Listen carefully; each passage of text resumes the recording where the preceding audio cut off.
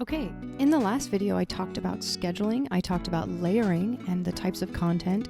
I also talked about engagement and how engagement works on different platforms. So watch that video if you haven't before you see this one.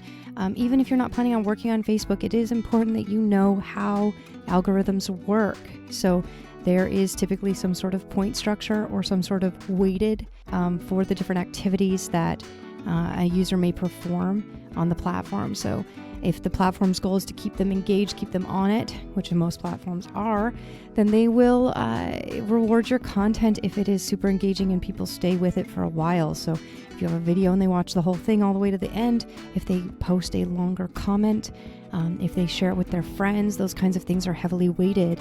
Just when people are just scrolling by and they like it really fast as a drive by, that does not get prioritized near as much. So know that and make sure that your content is engaging. We will go over that more when we are making or when we're in the content creation section. But for right now, I wanted to briefly go over some of the guidelines for the other platforms so that you know where you should start if you're using more than one platform. So Instagram, which is still owned by Facebook, so keep that in mind when you're posting things.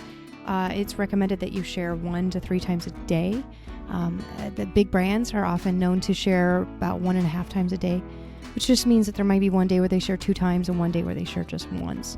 And again, I would recommend layering your content, lay it out in a nice grid and make sure that it is engaging and pulling people back and back. This is just grid posting. This isn't necessarily Instagram TV or stories. Stories you can do every day.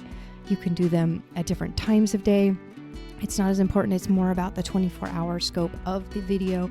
And so that's a whole different strategy. Instagram TV, you can release an episode a week or whatever works with your normal video releasing schedule. And then we're going to be putting together an entire Instagram course for people who want to deep dive and work harder on their Instagram and their Instagram presence. For YouTube, as long as you are posting 4 times a month, you can still get some decent growth. I would recommend roughly once a week in that. But here's the thing. A lot of people will say on YouTube, you should have a strict schedule. You release, everyone can look forward to an episode every Wednesday or whatever. And that's totally fine. You can do that. But what's more important on that platform is putting out great content. Content that's so engaging that people are coming back. They're sharing it with their friends. They're watching it over and over. They are staying engaged. So stuff we're going to go over in the video section is more about how to keep them engaged and keep them coming back and how to do good storytelling. A really high engaged YouTube channel that gets a ton of comments, a lot of views, a lot of likes and shares. You could probably post up to once a day, maybe even 5 days a week or more, depending on the content you're making. So just play around with it, test things, see what happens. And the main thing is you don't want to lose quality as you're trying to make quantity. That is something that can get you in trouble when it comes to, you're putting way too much energy into things and you start getting less and less return. No one wants to work harder. Let's work smarter. Okay, so for Pinterest, it's recommended that you post 5 times a day and that you pin 10 or more times a day. So you can do more than these 2 numbers. This is just kind of the bare minimums of let's make sure we're engaged, let's make sure we're posting content, and let's make sure we're also pinning content into different boards from other places and things like that were going to help us show people that our boards are the best boards. I would also really pay attention to color on that platform. I know I've said that before, but the aesthetic is very important and it helps the audience feel connected to your look and your feel. LinkedIn, once a day for super engaged accounts, but maybe twice a week. Otherwise, you don't really want to spam people. It's a different type of platform. However, video content is starting to perform really well, so that might be the exception to the rule. You could post more often if you have videos, but they are shorter videos. They don't need to be very long to perform well. That's just where the platform's at right now, and that's fine. With Twitter, you can post as many times as you want. This is kind of one of those platforms where you could just spam the audience over and over and over and over and over, and it's not going to affect the algorithm. As long as you're not posting, every few seconds all day, that's different. But you could post, and then post 5 minutes later, and then maybe post a half hour later, and then post an hour later. And we have tools and stuff like that can actually do that kind of stuff for you, so it's not a problem. But I would, Twitter can be a very good platform for actually making sure that you have engaged content and then maybe even use it as a testing platform. So one of the tactics that we will go over later is testing, and basically what you can do with testing is make sure that your content is seen and engaged with, and then take the cream of the crop to put on your bigger platform. So let's say you have 2 Facebook pages. One is, has 10,000 followers, and then one has 100,000 followers. You can post, several different articles on a smaller platform, and then the highest performing one of the day is the one that makes it to the big page. And that way you're really maximizing your traffic. Twitter can be a good testing platform. So you could put up 20, 30 posts a day. And then of those posts, you can be like, okay, so I'm taking these 3 photos, this video, and these 2 articles, and boom, there's your Facebook schedule. And then maybe your very highest performing photo, okay, that's the one I'm going to reframe a little bit for Instagram. This is, so you can use your platforms together as long as they're a decent size and have a decent level of engagement. So that's the basics of how often to schedule on the main platforms. For other platforms like TikTok and some of these others, it really depends on your engagement and the engagement of your content. So I wouldn't necessarily post a video every day if you don't have an idea that you're just really excited about.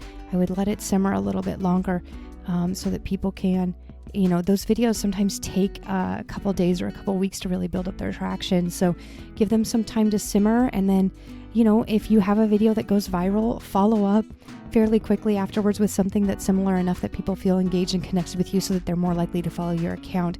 If you just put up a video and you're a one-hit wonder and you don't have somewhere else for them to go, they don't form as strong of a connection, in my experience and in my opinion. So check that out, try it out, test some different schedules, I would build yourself an actual schedule sheet so that you understand when you're posting, give yourself some guidelines, try to stick with it. And then if you make, and then see how it works for 2 weeks, and then follow up and evaluate, look at your stats, see if it's affected your engagement and your reach and your traffic to your website. And then make adjustments, keep checking in, make adjustments, test things, and I would make notes in your tests. When we go over analytics and KPI reporting, I actually will make notes of this is the things I changed this week, this is the things I'm testing this week. So when the numbers are up or down, I can track and go, oh, well, they were down, 2 months ago. Why? Oh, I see. I stopped sharing as many videos a day. Okay. Now I can see what I need to change. So just know that your schedules and your analytics are going to go hand in hand, and you're going to want to work closely back and forth to make sure that the audience is engaged, that you're hearing them, that you're ebbing and flowing with them, and that you're also giving them great stuff. And don't set yourself up for 1 article a day if you're not producing enough content to meet that demand. To do 1 article a day, you probably need about 90 articles in your blog. So you can share stuff from other pages and other sources out there on the web. You can find trending stuff, which is why I often will have a spot that says trending. I don't know where I have it on this one, probably not on this one, but I often will have a slot for trending content. But you're going to want to make sure that you use a tool such as NewsGuard. There's a plugin for NewsGuard. Now, I'm not necessarily a fan of NewsGuard because of their lack of reevaluating sites properly and making sure that sites have a lot of room for improvement when they really are trying. But what I do like about it is you can see right away on Facebook if a site is a red badge site or if it's a green badge site, and those kinds of things. And that can help you not get flagged as often or run into fake news as often. So if you're going to share stuff from other platforms, again, I wouldn't share more than twice a day from another platform when it comes to articles and other websites. But, you can use that to kind of fill in some of your content when you don't have time to write it all yourself or have your team do it. Or I will also be recommending a system to you that can write articles for you for fairly inexpensive and make sure it's optimized for SEO and for Facebook. But so that's the basics for scheduling and scheduling on other platforms. And then I'm going to go into tools next.